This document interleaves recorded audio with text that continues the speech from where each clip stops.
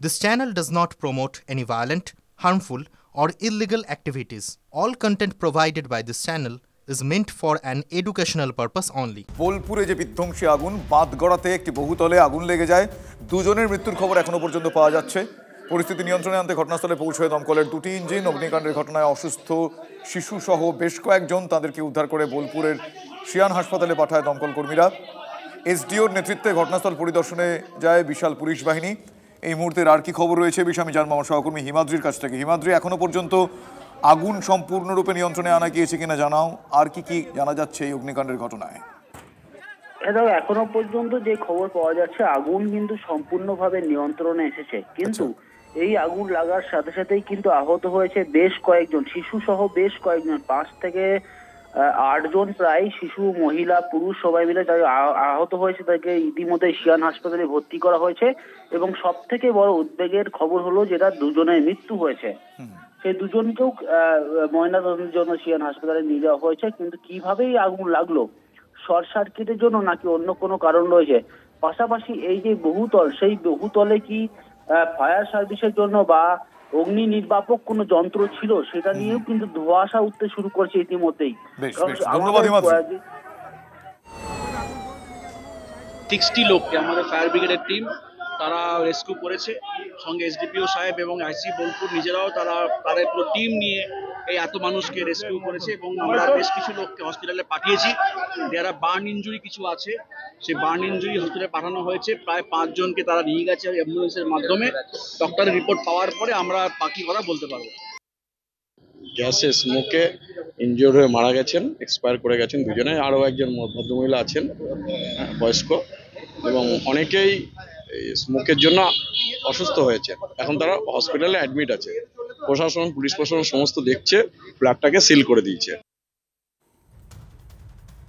অন্যদিকে নারকেলডাঙ্গার পর এবার তারাতলা, আবারও শহরের ঝুপড়িতে ভয়াবহ আগুন লেগে গেল। তারাতলার সিপিটি মোড়ে একটি ঝুপড়িতে সিলিন্ডার ফেটে এই অগ্নিকাণ্ডের ঘটনাটি ঘটে। দ্রুত পাশের ঘরগুলিতেও ছড়িয়ে পড়ে আগুন।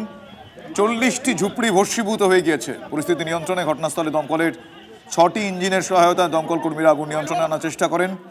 ঘটনাস্থলে গিয়ে দুর্গতদের পাশে থাকার বার্তা কলকাতা পুরসভার মেয়র ফিরহাদ হাকিমের। স্থানীয় একটি স্কুলে নিয়ে যাওয়া হয়েছে দুর্গত 40টি পরিবারের সদস্যদের। প্রত্যেককে পুনর্বাসনের আশ্বাস দিয়েছেন মেয়র।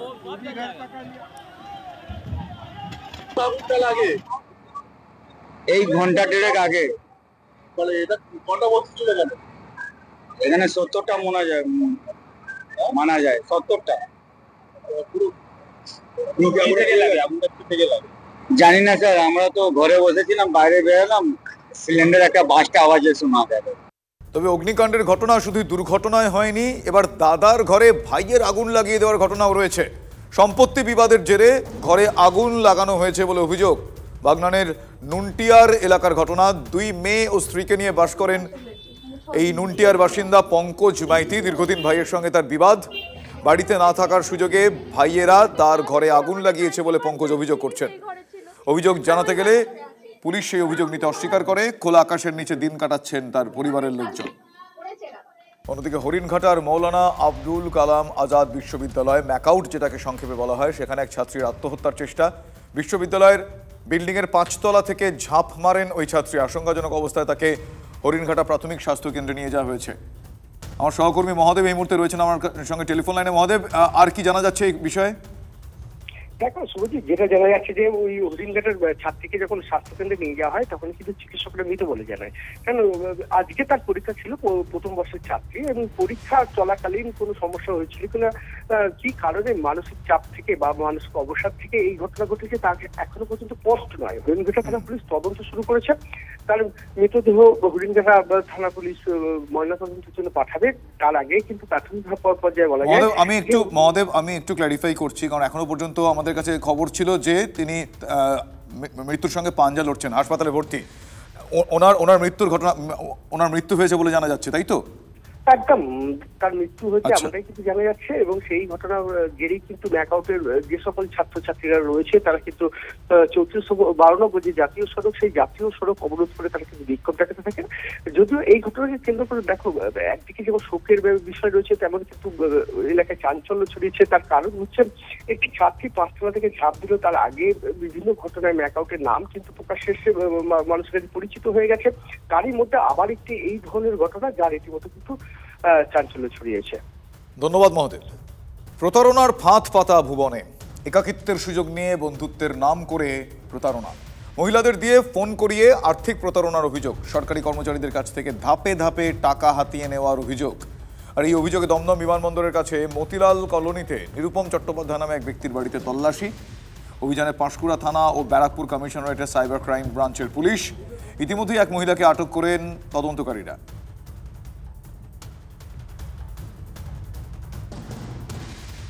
প্রয়াগরাজ স্টেশনে গাজোয়ারি, হেনস্থা বাংলার নাট্য দলের সদস্যদের। এসি কামরায় উঠে দুষ্কৃতীদের দাপাদাপি, সিট দখলের চেষ্টা, আর বাধা দিতে গেলে নাট্যদলের মহিলা কর্মীদের মারধর করা হয় বলে অভিযোগ। আরপিএফ এবং রেলের আধিকারিকদের সাহায্য পাওয়া যায়নি, তারা এমনটাই অভিযোগ করেছেন। আর এই হেনস্থার ঘটনায় আতঙ্কিত নাট্যদলের কর্মীরা।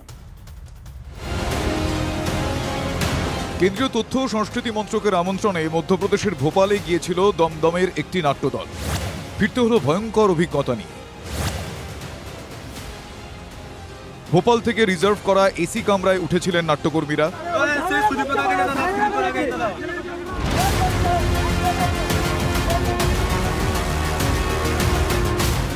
তাদের অভিযোগ, প্রয়াগরাজ স্টেশনে আচমকা একদল লোক ঢুকে পড়ে কামরা দখলের চেষ্টা করে। বাধা দিলে তাণ্ডব চালান তারা। ট্রেনে বসেই সেই অভিজ্ঞতা শেয়ার করেন নাট্যকর্মীরা। আমাদের সামনের বাড়িতেই এসছি দিদি আমি এবং আমাদের সব মেয়েরা, সব ছেলেরা ওখানে ছিল। প্রোটেস্ট করেছি যেহেতু দিদির হাত ধরে রীতিমতো টানা হয়েছে এবং বিশ্রী ভাবে টানা হয়েছে, আমারও হাত ধরে টানা হয়েছে। রীতিমতো এরকম একটা অরাজকতা সৃষ্টি হচ্ছে। বারবার করে একটা কথা বলা হচ্ছে যে আমাদের টিকিট মানে যেগুলো আমরা 2-3 মাস আগে থেকে কেটে রেখেছি সেগুলোর কোনো ভ্যালু নেই, ওদের ভ্যালু আছে। আমার ফোনটা হাতে নিয়ে নামার সময় কেড়ে নেওয়া হচ্ছিল এবং হাতে নিয়ে ফোন নামছি আপারবার থেকে, আমাকে টেনে হিচড়ে নামানো হচ্ছিল। নাট্যকর্মীদের দাবি, ভয় পেয়ে রেল দফতরে যোগাযোগ করার চেষ্টা করেছিলেন তারা, মেসেজ করেছিলেন, ফোনও করেছিলেন, কিন্তু কোনো সাহায্য পাননি। কোনো ক্রমে হাওড়ায় পৌঁছন ওই নাট্যকর্মীরা। হেনস্থার জন্য আরপিএফ এর বিরুদ্ধে ক্ষোভ উগরে দেন তারা। আজ সকালে যখন ওরা ওই মুখে চাদর চেপে হাতে লাঠি সোটা আর্মস নিয়ে উঠেছে, তখন বলছে কাহা হ্যায় বাঙ্গাল কা লোক, কাহা হ্যায় বেঙ্গলি, বুলা উসকো, আর অশ্রাব্য ভাষায় গালিগালাজ করছে। এবং যখন লোক ঢুকে পড়ে তখন একজন আরপিএফ এসে আমরা যারা প্রোটেস্ট করছি যে ঢুকতে দেবেন না, আমাদের ইনসিকিউর ফিল হচ্ছে, এরকম ভাবে লোক ঢুকলে তখন কি হয়, আমাদের গ্রুপের ছেলেদের মারতে শুরু করে। আমাদের কোচের M1 কোচ ছিল, ওর যে অ্যাটেন্ডেন্ট আমাদের চোখের সামনে টাকা নিয়ে ওদেরকে ঢুকিয়েছে। আরপিএফ আমাদের চোখের সামনে টাকা নিয়ে জোর করে ঢুকিয়েছে এবং ধাক্কাধাক্কি করছে, তারও ভিডিও আমাদের সামনে রয়েছে। কলকাতায় ওই ঘটনা নিয়ে এফআইআর করবেন বলে জানিয়েছেন নাট্যকর্মীরা। ওদেরকে যেভাবে ট্রেনে হেনস্থা করা হয়েছে সেটা অত্যন্ত আপত্তিকর। আমরা বিস্তারিত খোঁজ খবর নিচ্ছি। দমদমের বিধায়ক, মাননীয় মন্ত্রী, নাট্যকার ব্রাত্য বসুও গোটা ঘটনায় উদ্বিগ্ন এবং তিনিও সমস্ত খোঁজ খবর নিচ্ছেন। যাদের কাছে অভিযোগ করেছেন তারা নিশ্চিতভাবে এই অভিযোগের সত্যতা খতিয়ে দেখে তারা ব্যবস্থা নেবেন। আর এইটুকু বলবো যে এই রাজ্যে বিশেষ করে সরকারি দল তৃণমূল কংগ্রেস প্রয়াগরাজে মানুষ যাচ্ছেন না বলে যে অপপ্রচার চালাচ্ছেন, তাহলে নিশ্চিতভাবে সেই অপপ্রচারটাও যে সত্য নয় সেটা অন্তত এই ঘটনার প্রেক্ষিতে বলা যেত। নিয়ে যাচ্ছে রাজ্যটাকে, দেশটাকে দিল্লিওয়ালারা। যাত্রীরা আরপিএফ এর বিরুদ্ধে অভিযোগ করেছেন, কিন্তু অভিযোগ করে কি হবে? এখন তো দাপট এবং তাতে দিল্লির সরকারের প্রশ্রয় বরাবরের মতো বোঝাই যাচ্ছে। প্রয়াগরাজের মহাকুম্ভে লক্ষ লক্ষ তীর্থযাত্রীদের ভিড়ে উপচে পড়ছে ট্রেন। জায়গা না পেয়ে চালকের কেবিনে উঠে পড়তে দেখা যাচ্ছে ভক্তদের। কিন্তু তাদের হাতে যে এভাবে হেনস্থা হতে হবে স্বপ্নেও কল্পনা করেননি বাংলার নাট্যদলের কর্মীরা। সোমা দাসের রিপোর্ট, TV9 বাংলা। পরিবহনে আধুনিক সুবিধা দিতে ভোল বদলাবে কলকাতার বাস স্টপ। যাত্রী স্বাচ্ছন্দ্য এবং পরিবহনের তথ্যের জন্য LED ডিসপ্লে বোর্ড বসবে যাত্রী প্রতীক্ষালয়ে। রিয়েল টাইম পরিবহন তথ্য মিলবে বাস স্টপে। যাত্রী স্বার্থে নতুন অ্যাপ চালু করবে রাজ্য পরিবহন দপ্তর। কলকাতা, বিধাননগর এবং হাওড়া কর্পোরেশন এলাকায় পরীক্ষামূলকভাবে চালু হবে এই real time display board. Kolkata পুরসভা এলাকার সমস্ত যাত্রী প্রতীক্ষালয়ের আমূল পরিবর্তন করা হবে, তৈরি করা হবে নতুন বাস যাত্রীর প্রতীক্ষালয়। শীতাতপ নিয়ন্ত্রিত যাত্রী প্রতীক্ষালয়ের সংখ্যাও বাড়ানো হবে। যাত্রী প্রতীক্ষালয়ের রক্ষণাবেক্ষণ করবে পুরসভা এবং নজরদারি করবে কলকাতা পুলিশ। আজ পরিবহন মন্ত্রী এবং কলকাতা পুলিশের সঙ্গে বৈঠক করেন মেয়র ফিরহাদ হাকিম। বাসের কি বিহেভিয়ার, বাস ওভারটেক করছে কিনা, বাস রাশ ড্রাইভ করছে কিনা, ড্রাইভারের কাছে যে ফোনটা থাকবে স্মার্টফোন, আর আমাদের কাছে যে ফোন থাকবে তাতেই বোঝা যাবে যে কোন রুটের বাস, বাসের মালিকও দেখতে পাবে। সেকেন্ড হচ্ছে বাসগুলো যখন যাচ্ছে বাস স্ট্যান্ডে ডিসপ্লে হবে যে কোন বাস রুট কখন আসছে, নেক্সট বাস কখন আসছে। তাহলে মানুষ যারা দাঁড়িয়ে থাকবেন তারা জেনেই থাকবে যে আমাকে আর 5 মিনিট দাঁড়াতে হবে, তবে বাস আসবে। অ্যাপ তৈরি করা, সেই অ্যাপটা ড্রাইভারকে লোড করতে হবে সকালবেলা এবং সেটা মনিটরিং করব আমরা, এবং ড্রাইভার গাড়িটা বেপরোয়াভাবে চালাচ্ছে কিনা, কত স্পিডে চালাচ্ছে, কোথায় আছে, সবটা অ্যাপের মাধ্যমে আমরা বুঝতে পারবো। গাড়ির মালিকও কিন্তু জানতে পারবে যে এর একটা ভাড়ার পরিকাঠামো, তেলের দামের ক্ষেত্রে একটা সামঞ্জস্য রাখা, কমার্শিয়াল ভেহিকেলসের সঙ্গে সামঞ্জস্য রাখা, এবং গাড়ির যে বিশাল দাম বেড়েছে, শ্যাসির যে দাম বেড়েছে, সেটা কি করে ফিনান্সিয়াল ইনস্টিটিউটগুলো আমাদের সঙ্গে কাজ করবে, সেক্ষেত্রেও রাজ্য সরকার একটা রূপরেখা প্রয়োজন। যদি সত্যিকারের গণপরিবহনকে পুনরুজ্জীবিত করতে হয় আপনার করোনা, সেক্ষেত্রে রাজ্য সরকারের আরও সদর্থক ভাবনা থাকা দরকার।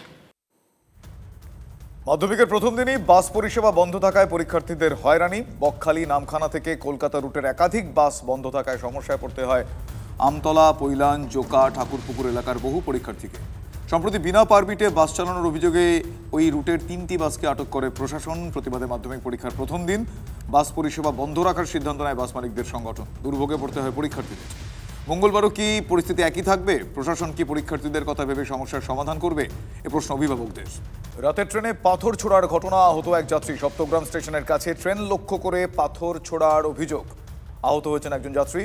জানালার কাঁচ ভেঙে মামুন জানা নামে এক রেলযাত্রীর মাথায় লাগে ওই পাথর। আরপিএফ এর অভিযোগে দায়ের করেছেন আক্রান্ত এই যাত্রী। সেনকো গোল্ডের উদ্যোগে আর্ট ফেস্টিভ্যালের উদ্বোধন। সাদার্ন অ্যাভিনিউয়ে শোরুমে আর্ট ফেস্টিভ্যালের উদ্বোধন করেন শিল্পী শুভা প্রসন্ন ও সমীর রাইচ। আগামী 16ই ফেব্রুয়ারি পর্যন্ত চলবে এই আর্ট ফেস্টিভ্যাল। সিনিয়রদের পাশাপাশি নতুন শিল্পীদের আঁকা ছবি স্থান পেয়েছে এই ফেস্টিভ্যালে। সেনকো গোল্ডের শোরুমে শিল্পের কারুকার্য দেখতে ভিড় জমিয়েছেন মানুষ। গ্যালারি গোল্ড আর সেনকো গোল্ড অ্যান্ড ডায়মন্ড, যে আমরা যদি লোকেদের মনে সেই আর্টটাকে আবার মনে করাতে পারি। এদের মাস্টার্স যারা আছে, বেঙ্গল মাস্টার্স, তারা এখানে তাদের একটা পেন্টিং একটা সেকশনে রইলো, আর আমাদের বার্ডিং আর্টিস্টরা তারাও তাদের পেন্টিং দেখালো, তারা একটা প্ল্যাটফর্ম পেলো যাতে পৃথিবী ওদেরও ক্রিয়েশনগুলো দেখতে পারে।